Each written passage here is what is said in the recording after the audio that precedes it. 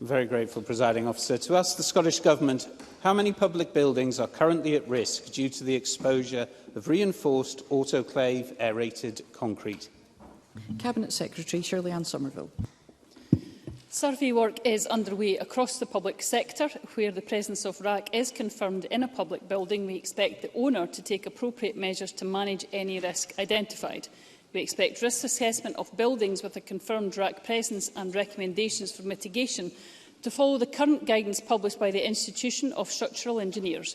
Returns from councils do confirm some presence in 37 schools. Councils have reassured ministers that in the small number of schools where Raac is present, appropriate mitigation plans are in place. Martin Whitfield.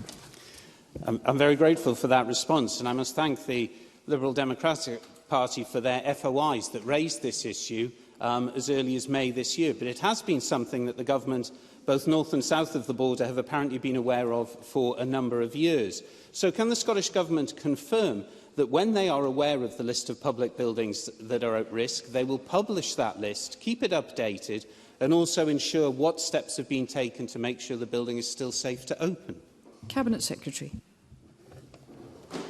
This has, of course, been an issue that the Government has been aware of for some time, and that's why action is being undertaken and has been for some time. For example, back in July 22, Scottish Government officials made contact with the Scottish Heads of Property Services, for example, and Directors of Education in Scotland to share information on Raac. So that work has been ongoing for some time. I can completely appreciate why there is a public concern on this, particularly given the way that announcements have been handled down in England. But can I reassure the member that we appreciate that public concern means we need to be as open as possible as we can be for this, because parents and staff are concerned about this issue. It is for councils, I think, of course, to publish that information on schools alongside communication with parents and staff, because it's important that we reassure them, both at a national and a local level, about the mitigations that are already being taken place. So I do confirm. Thank you. We will now move on to Martin Whitfield. Thank you.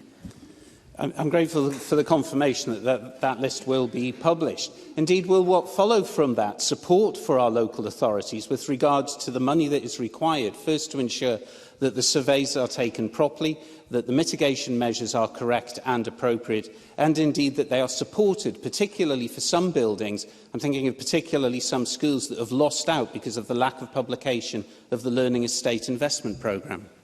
Cabinet Secretary.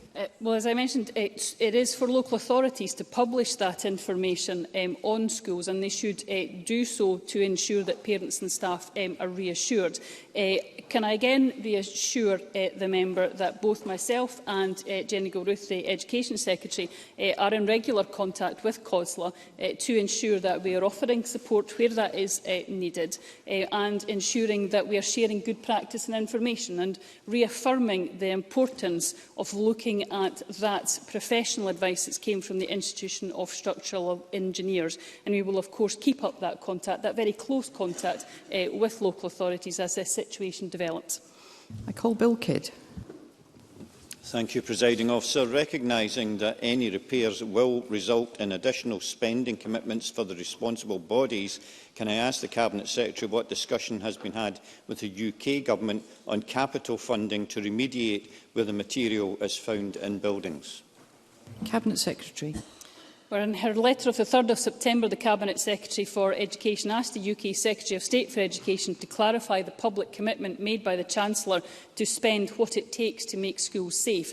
That statement was welcomed, and early details of the financial support package, which would then follow to devolved governments, is sought. This follows an earlier letter on the 16th of August from the Deputy First Minister to HM Treasury regarding further financial support to help to deal with the consequences of Raac, to which we have yet to receive a reply. It is essential that we do receive early clarity on this matter. Craig Hoy. Officer, in Preston Lodge and Preston Pans, 20 classrooms are closed and S1 pupils are being taught off campus. East Lothian Council has already spent over £300,000 to maintain education standards, a sum which is not budgeted for at a time of extreme financial pressure for the Council. Will the Cabinet Secretary therefore commit to reimbursing councils and health boards which have incurred significant non-construction and inspection-related costs due to the discovery of Raac?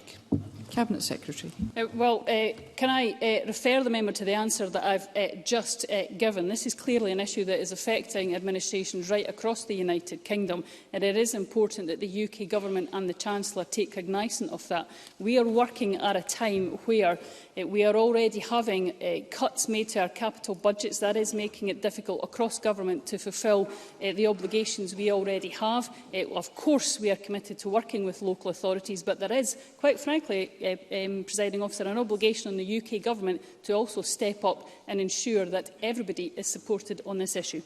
Alex Cole-Hamilton. Thank you, Presiding Officer. It's now been months since I first brought this issue to the attention of the very top of the Scottish Government, and there is still no central register of affected buildings, no strategy for the swift and wholesale replacement of this potentially deadly concrete, and no national fund for cash-strapped schools, health boards and others landed with it. Mitigation and monitoring offers little reassurance when a concrete beam that was marked as safe collapsed, prompting the closure of schools across England. So can the Cabinet Secretary say with confidence today that pupils, patients and staff don't have Raac in the ceilings above them? And is it possible that there are classrooms and wards with this problem concrete still in use right now? Cabinet Secretary. Well, with the greatest respect to Mr Cole-Hamilton, he did not bring this to the eyes of the Scottish Government. We are already well aware of it for some time and have already had plans in place. That's why there are discovery methods already in place right across government and the public sector on this issue. And can I urge him to have some caution about what he's advising here? Can I urge him, please, to respect the advice of the Institute of Structural Engineers, which has not changed over the past week, despite what's been happening in England. Let's listen to that professional advice. Let's pay close attention, of course, if that does change, but it has not. And let's ensure that we listen to the professionals, we listen to the experts. We, of course, take action where it's needed, and that's exactly why mitigation measures are already in place where Raac has been identified and those mitigation measures have been required. Colin Smith.